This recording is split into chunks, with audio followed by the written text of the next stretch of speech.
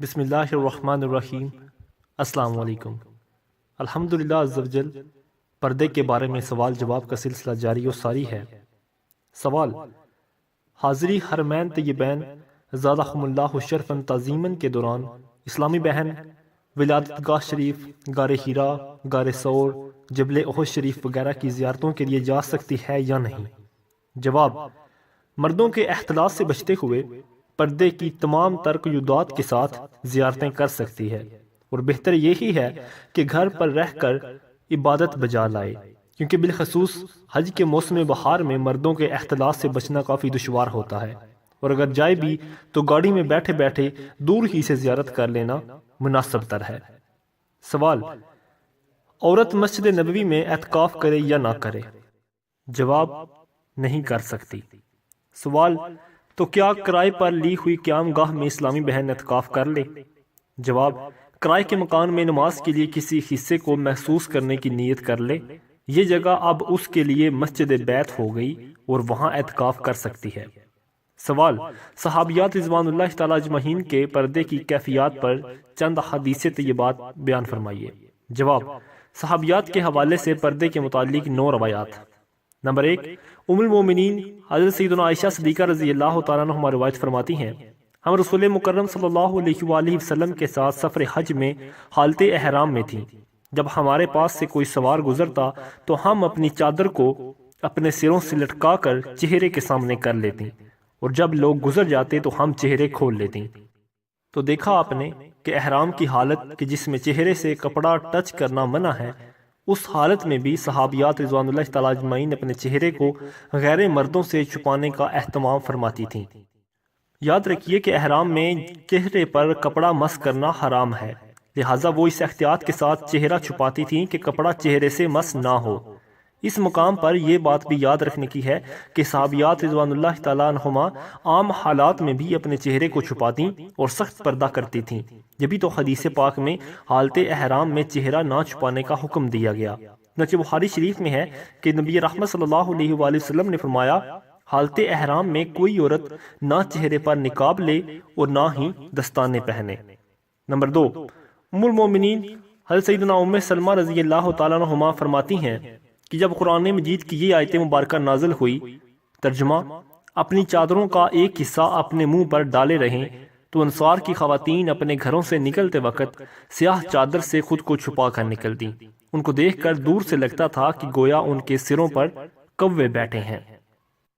Number 3، ام المومنین حضرت سیدنا عائشہ صدیقہ رضی اللہ تعالیٰ عنہما سے روایت ہے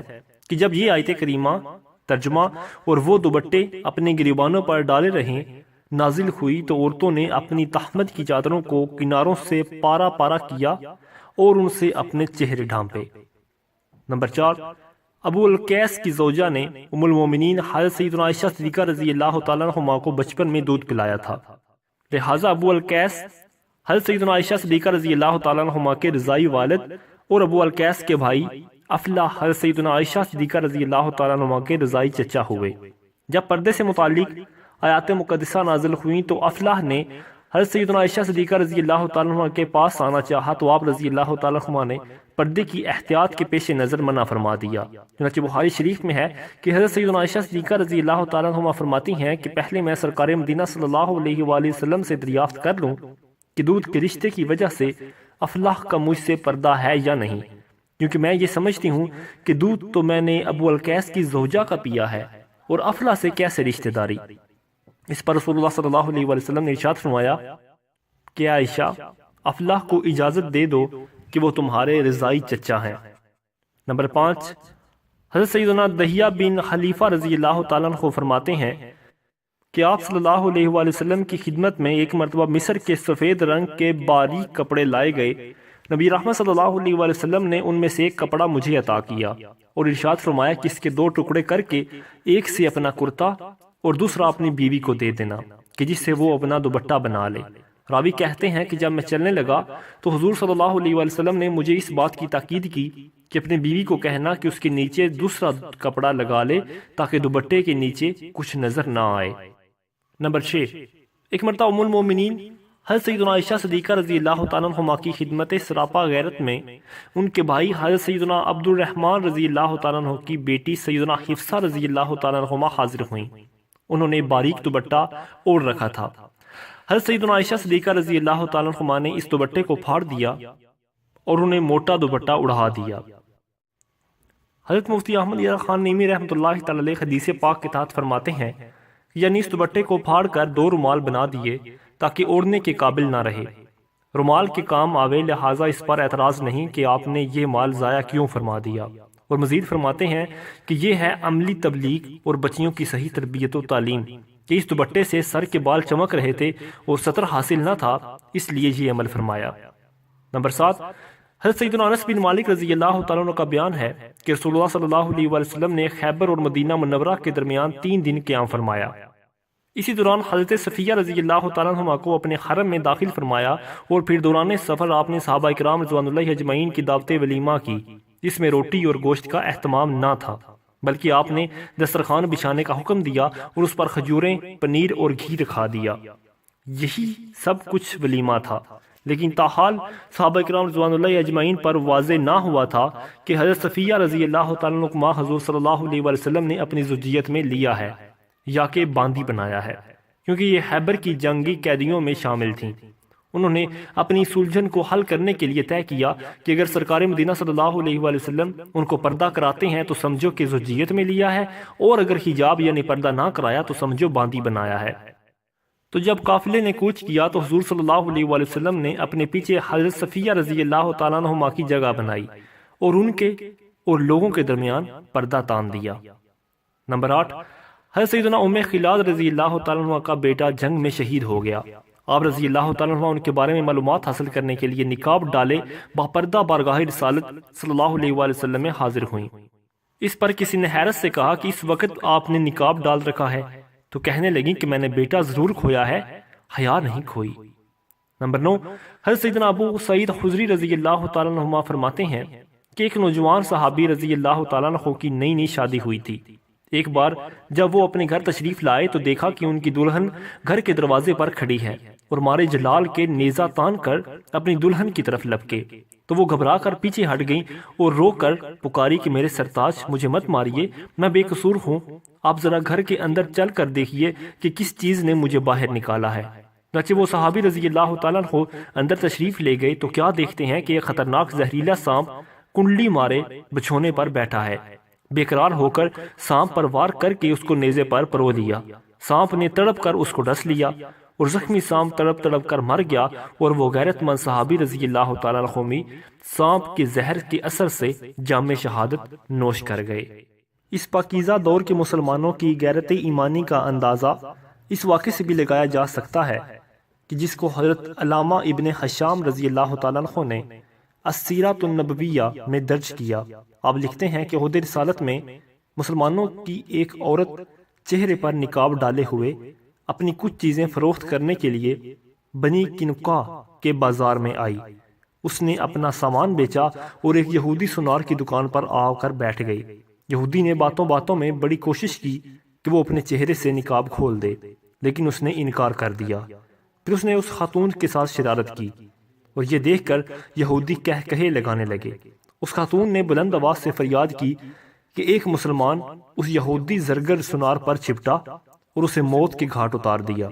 اور اس بازار کے یہودی جمع ہو گئے اور اس مسلمان کو شہید کر دیا، اور اس کے نتیجے میں مسلمانوں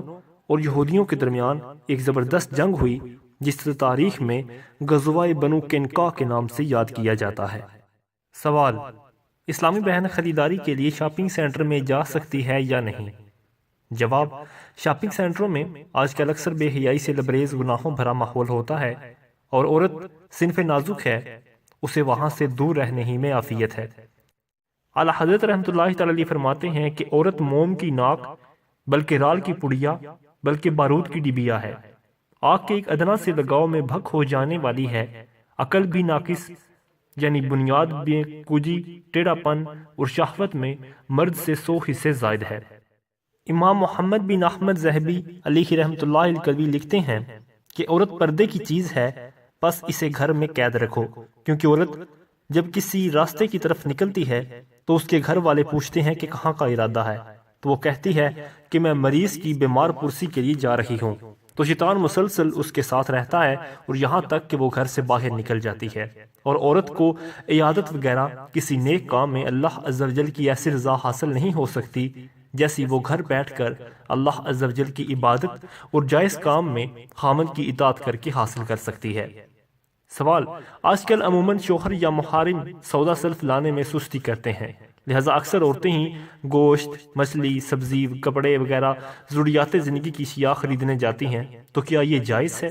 شوہر یا محارم بھی اسی طرح گنہگار ہو رہے ہیں یا نہیں؟ جواب: اگر مرد محض اپنی سستی کی وجہ سے گھر کا سودا سلف نہیں لاتے تو یہ بہت بے احتیاطی ہے کہ اب اس کی زوجہ یا محرمہ یعنی ماں یا بہن یا بیٹی غیر مردوں کے ضرورت کی چیزیں خریدنے کے لیے گھر سے باہر نکلے گی، اور اگرچہ عورت کے لیے فی نفس خرید و فروخت کی ممانعت نہیں، تاہم بے باکی کا دور ہے اور آج کل کے بازار کا حال کون نہیں جانتا۔ باپردہ عورت بھی فی زمانہ بازار جائے اور گناہوں کے بغیر لوٹ کر آئے، یہ بے انتہا مشکل امر ہے۔ اگر عورت بے پردگی کے ساتھ یعنی سر کے بال، کان، گلا وغیرہ ستر کا کوئی حصہ کھولے بازار جاتی ہے، یا عورت جوان اور محل فتنہ ہے اور اس کے باہر پھرنے سے فتنہ اٹھتا ہے اور باوجود قدرت مرد منع نہیں کرتا، تو دونوں صورتوں میں ایسے مرد دیوس اور عورتیں فاسقہ ہیں۔ اگر ہر طرح کی کوشش کے باوجود مرد نہیں جاتے اور ضروریات زندگی کی اشیاء کے حصول کی کوئی اور صورت نہیں، مثلا کسی بس صورت بڑھیا یا فون کے ذریعے بھی یہ کام نہیں ہو سکتا، تو اب عورت ان کاموں کے لیے شرعی پردے کی رعایت کے ساتھ نکل سکتی ہے۔ اعلیٰ حضرت رحمۃ اللہ تعالی فرماتے ہیں، جس کی عورت بے ستر باہر پھرتی ہو کہ بازو یا گلا یا پیٹ یا سر کے بال یا پنڈلی کا حصہ غرض جس جسم کا چھپانا فرض ہے کھلا ہوا ہے، یا اس پر ایک باریک کپڑا ہو کہ بدن چمکتا ہو، اور اس حالت پر مطلع ہو کہ عورت کو اپنی حد مقدور یعنی ممکنہ حد تک نہ روکتا ہو، بندوبست نہ کرتا ہو، تو وہ بھی فاسق اور دیوس ہے۔ رسول اللہ صلی اللہ علیہ وآلہ وسلم نے فرمایا کہ 3 شخص جنت میں نہ جائیں گے: ماں باپ کو ایذا دینے والا اور دیوس اور مردوں کی صورت بنانے والی عورت۔ در مختار میں ہے کہ جو اپنی عورت یا اپنی کسی محرم پر غیرت نہ رکھے تو وہ دیوس ہے۔ اعلیٰ حضرت رحمۃ اللہ تعالی مزید فرماتے ہیں کہ اسی طرح اگر عورت جوان اور محل فتنہ ہے اور اس کے باہر پھرنے سے فتنہ اٹھتا ہے اور یہ مطلع یعنی باخبر ہو کر باز نہیں رکھتا، جب بھی کھلا دیوس ہے، اگرچہ پورے ستر کے ساتھ باہر نکلتی ہو۔ ان سب لوگوں کو امام بنانا گناہ ہے اور ان کے پیچھے نماز مکروہ تحریمی قریب بحرام ہے، نہ پڑھی جائے، اور پڑھ لی تو اعادہ یعنی لوٹانا ضروری ہے۔ سوال: اسلامی بہن کا غیر محرم ڈرائیور کے ساتھ رکشہ، کار یا ٹیکسی میں بغیر شوہر یا بغیر قابل اطمینان مرد محرم کے اکیلی بیٹھ کر آنا جانا کیسا ہے؟ جواب: یہاں 2 باتیں جاننا بہت اہم ہے۔ پہلی بات یہ ہے کہ عورت کا اجنبی مرد کے ساتھ خلوت میں جمع ہونا حرام ہے۔ نبی رحمت صلی اللہ علیہ وآلہ وسلم نے فرمایا کہ خبردار کوئی شخص کسی عورت یعنی اجنبیہ کے ساتھ تنہائی میں نہیں ہوتا مگر ان کے ساتھ تیسرا شیطان ہوتا ہے۔ مفسر شہیر حکیم الامت مفتی احمد یار خان نعیمی رحمۃ اللہ تعالی علیہ اس حدیث پاک کے تحت فرماتے ہیں کہ یعنی جب کوئی شخص اجنبی عورت کے ساتھ تنہائی میں ہوتا ہے، خواہ وہ دونوں کیسے ہی پاک باز ہوں اور کسی نیک مقصد کے لیے ہی جمع ہوئے ہوں، مگر شیطان دونوں کو برائی پر ضرور ابھارتا ہے اور دونوں کے دلوں میں ضرور ہیجان پیدا کرتا ہے اور خطرہ ہے کہ زنا واقع کر دے۔ اس لیے ایسے خلوت یعنی تنہائی میں جمع ہونے سے بہت ہی احتیاط چاہیے کہ گناہ کے اسباب سے بچنا بھی لازم ہے۔ حضرت علامہ عبدالرؤف مناوی رحمۃ اللہ تعالی علیہ حدیث پاک کے تحت فرماتے ہیں کہ جب کوئی عورت کسی اجنبی مرد کے ساتھ تنہائی میں اکٹھی ہوتی ہے تو شیطان کے لیے یہ ایک نفیس موقع ہے کہ وہ ان دونوں کے دلوں میں گندے وسوسے ڈالے اور ان کی شہوت کو بھڑکاتا اور حیات ترک کرنے اور گناہوں میں ملوث ہو جانے کی ترغیب دیتا ہے۔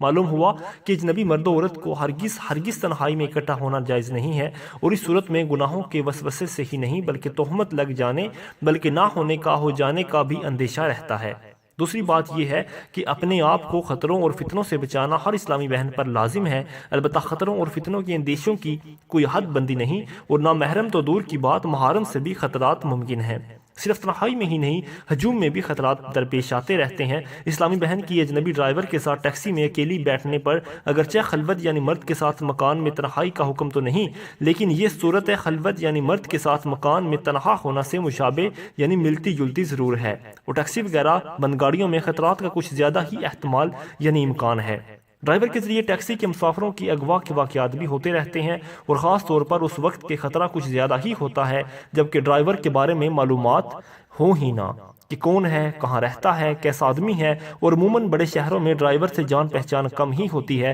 تو دراصل عورت صنف نازک ہے اور عموماً مردوں کا توجہ کا مرکوز ہوتی ہے، اور آج کل حالات بھی اتنے خراب ہو چکے ہیں کہ بہت سارے لوگ صرف اس لیے گناہ نہیں کرتے کہ ان کے بس میں نہیں، ورنہ جب کبھی انہیں موقع ہاتھ آتا ہے تو گناہ کی طرف فوراً لپک پڑتے ہیں۔ ایسے نامساعد حالات میں اسلامی بہنوں کی ذمہ داری ہے کہ وہ خود ہی محتاط طرز عمل اپنائیں۔ لہٰذا احتیاط یہی ہے کہ جوان عورت ہرگز اندرون شہر بھی رکشہ ٹیکسی میں بغیر محرم یا سکہ و قابل اعتماد خاتون کے سفر نہ کرے کہ نیز فتنے کا اندیشہ جتنا بڑھتا جائے گا احتیاط کی حاجت بھی اتنی ہی بڑھتی چلی جائے گی۔ سوال: اگر گاڑی چلانے والا کوئی قابل بھروسہ نامحرم قریبی رشتہ دار ہو تو کیا اسلامی بہن اندرون شہر ٹیکسی یا کار میں اس کے ساتھ ضرورتاً کہیں جا سکتی ہے؟ جواب: اسلامی بہن کا ضرورتاً کسی قابل بھروسہ نامحرم قریبی رشتہ دار کے ساتھ اندرون شہر ٹیکسی یا کار میں تنہا سفر کرنا جائز ہے، لیکن ایسی صورت میں عورت جوان ہو تو سخت احتیاط کی حاجت ہے، کیونکہ ایک قریبی عزیز جو نامحرم ہو اس کے ساتھ بھی محرم یا سکہ و قابل اعتماد عورت کے بغیر نہ جائے، لیکن قریبی عزیز قابل بھروسہ ہو اور اندرون شہر وقت ضرورت جانا بھی پڑے تو مکمل پردے کے ساتھ جائے اور ہرگز بے تکلفی اختیار نہ کرے۔ اور اگر کوئی رشتہ دار ایسا ہے کہ جو بے باک قسم کا ہے اور بے تکلفی کی عادت رکھتا ہے تو اس کے ساتھ تو ہرگز نہیں جائے گی۔ سوال: ایک سے زائد باپردہ اسلامی بہنیں مل کر نامحرم ڈرائیور کے ساتھ ٹیکسی وغیرہ میں آمد و رفت کر سکتی ہیں یا نہیں؟ جواب: ایک سے زائد اسلامی بہنوں کے مل کر اور وہ بھی اندرون شہر سفر کرنے میں بے شک خطرے کا اندیشہ کم ہے، لیکن ہجوم اور سناٹے نیز علاقے کی نوعیت کے اعتبار سے خطرے کی کمی اور زیادتی کا فرق ظاہر ہے۔ بعض علاقے ایسے ہوتے ہیں کہ جس میں اسلامی بہن تو دور کی بات خود اسلامی بھائی گزرتے ہوئے ڈرتے ہیں، لہذا اسلامی بہنوں کو مل جل کر سفر کرنے میں بھی خوب سوچ بچار کر لینا چاہیے۔ سوال: ٹیکسی میں ایک اسلامی بہن کے ساتھ اس کا شوہر ہو یا ایک یا چند محارم ہوں، اب مزید ایک یا دو اسلامی بہنیں ساتھ چلی جائیں تو؟ جواب: ساتھ جانے والی اسلامی بہنیں اگر پردے کے تمام تقاضوں کے ساتھ نکلی ہیں اور جس اسلامی بہن کے ساتھ جانا ہے اور اس کا شوہر یا محرم یا قابل اعتماد ہیں تو ان کو وہ اسلامی بہن اور اس کے گھر والے اچھی طرح جانتے بھی ہیں اور قابل بھروسہ بھی سمجھتے ہیں تو اندرون شہر ان کے ساتھ کار یا ٹیکسی وغیرہ میں سفر کیا جا سکتا ہے، لیکن بیٹھتے وقت یہ خیال رکھنا ضروری ہے کہ اسلامی بہنیں کسی نامحرم کے ساتھ ہرگز نہ بیٹھے۔ ایسے میں یا تو اجنبی اسلامی بھائی کی نشست الگ ہو یا پھر درمیان میں اجنبی اسلامی بھائی کی زوجہ یا محرمہ بیٹھے۔ اللہ تعالیٰ سے دعا ہے کہ وہ ہمیں ان تمام باتوں کو یاد رکھنے کی اور ان پر عمل کرنے اور ان کو دوسرے مسلمانوں تک پہنچانے کی توفیق عطا فرمائے۔ اگر آپ کو ہماری یہ کاوش اچھی لگے تو پلیز لائک کیجئے، شیئر کیجئے اور سبسکرائب بھی کیجئے۔ بہت شکریہ۔ بسم اللہ الرحمن الرحیم۔ السلام علیکم۔